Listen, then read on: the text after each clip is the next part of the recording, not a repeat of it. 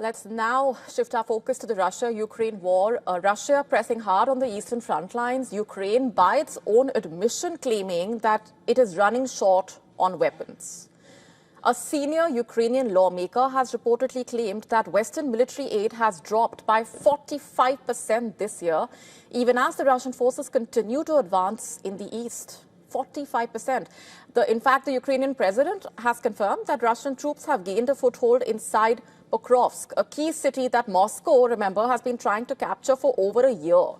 Fierce clashes continue there, with Kiev claiming to have repelled over 40 attacks in the past 2 days itself. I spoke with our military. Special attention is focused on Pokrovsk and the neighboring areas. That is where the occupier has concentrated its largest assault forces and where there is significant assault activity. Battles continue in the city as well. It is Pokrovsk that is their main objective. Behind the front lines, a different kind of a battle is brewing, it seems, one against corruption and dwindling Western support. Ukrainian lawmaker Ruslan Gorbenko has reportedly claimed that military aid from Western allies has fallen by 45% this year. According to the lawmaker, supplies are allegedly arriving with delays and in much smaller quantities. This comes as Ukraine faces intense scrutiny over how it spends foreign aid. A recent New York Times report revealing that billions of dollars reportedly flowing into Ukraine's defense industry are often hidden behind layers of wartime secrecy, with analysts saying that this lack of transparency once again raises concerns about corruption in Kiev's defense procurement system, reportedly. And according to the report, government audits show Kiev's defense procurement agency repeatedly awarded arms contracts to higher bidders instead of the lowest ones, often paying millions more. The total cost difference, you ask? At least $129 million, a lot of money. Auditors also found cases of late deliveries, incomplete orders, reportedly prepayments for weapons that never arrived. And adding to the controversy, a Financial Times report recently uncovered a scandal involving a $1 billion ammunition deal between a Ukrainian state arms company and a small American gun shop in Arizona. Ukraine allegedly paid nearly $20 million up front, yet not a single round of ammunition was ever delivered, reportedly. The secret contract reportedly covered rockets and artillery shells, and these revelations also coming at a time when Western arsenal reportedly running low. In July, the Pentagon halted shipments of Patriot missile systems, remember, and other precision weapons to Ukraine amid fears of depleting U.S. stockpiles. Across Europe as well, governments are struggling to balance their own defense needs with the continued support for Ukraine. According to a Bloomberg report, the West has been trying to boost production of artillery shells, missiles and bullets, which conversely impacted its supplies of gunpowder, TNT and other explosives. Now, for Ukraine, corruption at home and the reported shortages in weapons supply coming as Russia pushes into Pokrovsk. Ukraine faces not just Russia's firepower, but perhaps the consequences of its own corruption issues and the West's waning commitment, it seems.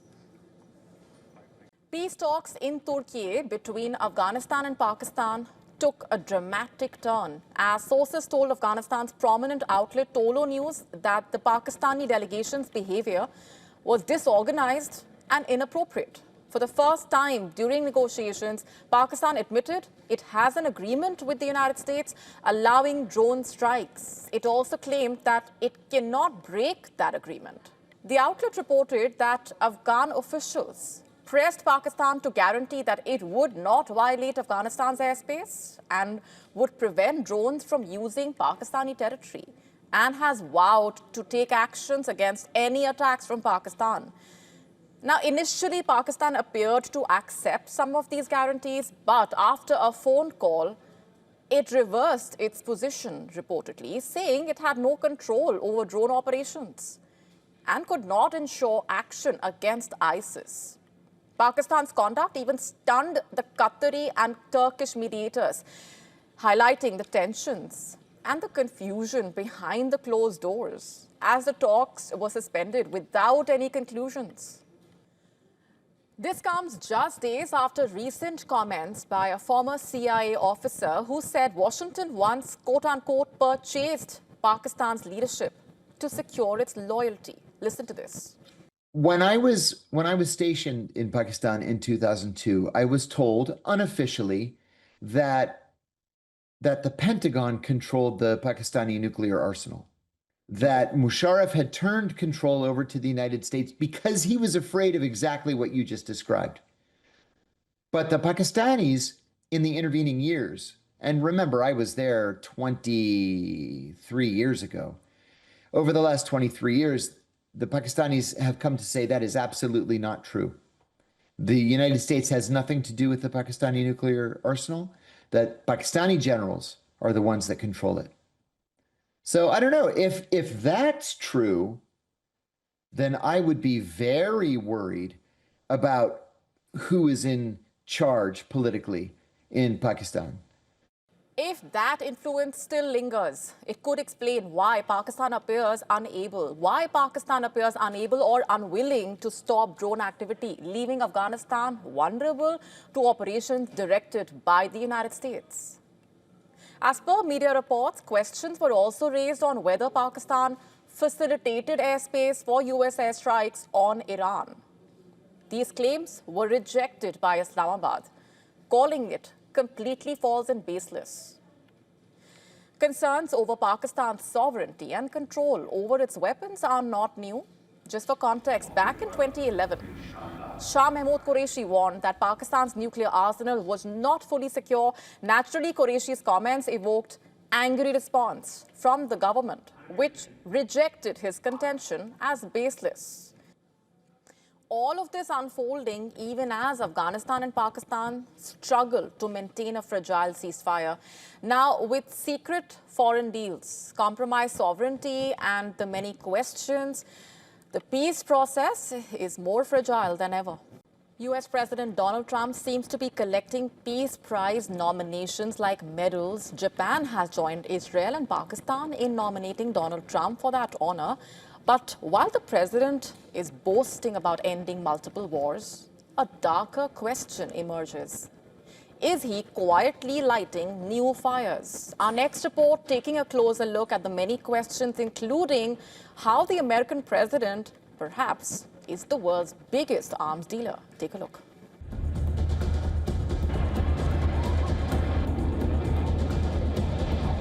Send them a lot of weapons of all kinds. And we have a lot of Tomahawks. Recently, and I sent a submarine, nuclear submarine, the most lethal weapon ever made. Nobody has our weapons, and it'll be stronger and more powerful than ever before very soon.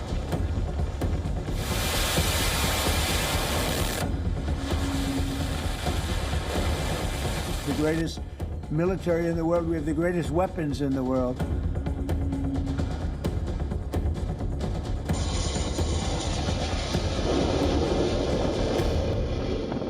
It's a diplomatic thunderclap. Japan's Prime Minister has become the latest world leader to nominate US President Donald Trump for the Nobel Peace Prize. From Israel to Pakistan, leaders are lining up to hail Trump as a global peacemaker. Trump, in his signature swagger, claims credit for stopping 8 wars, a boast he repeats with pride at rallies and press briefings. Yet behind that polished narrative lies a darker contradiction, because under Trump, the world's war machine is running faster. Under Trump, American weapon exports have soared. Trump has relentlessly pushed NATO allies to pay what he calls is their fair share, a mandate that has translated directly into a vast, lucrative sales opportunity for the US defense industry. European nations, under immense pressure, are now signing checks to acquire American weapons earmarked for the relentless meat grinder in Ukraine. Trump has also inked major defense sales with Israel, Australia, and Saudi Arabia, deals worth tens of billions of dollars each. Every handshake, every photo op, every diplomatic visit is followed by a weapons sale. The world's conflicts have become Trump's balance sheet. Again, while claiming to halt wars elsewhere, the president's actions are fanning new flames. The massive deployment of U.S. troops around Venezuela injects critical instability into the region, a clear demonstration of force that sits in stark opposition to a philosophy of peace.